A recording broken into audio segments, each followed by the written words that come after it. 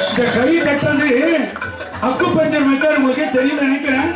கையை மேல தூக்கு, எல்லாம் மேல தூக்கணும். சரி, பாதி பேர் தூக்குறேன்.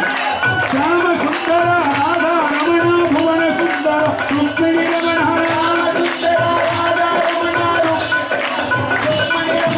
பின்னாடி உட்கார்ந்து கை தூக்குற, கையை தூக்குற. சாம சுந்தரா ராதா ரமணா புவன சுந்தரா ருக்மிணி ரமணா ராம சுந்தரா ராதா ரமணா புவன சுந்தரா ருக்மிணி ரமணா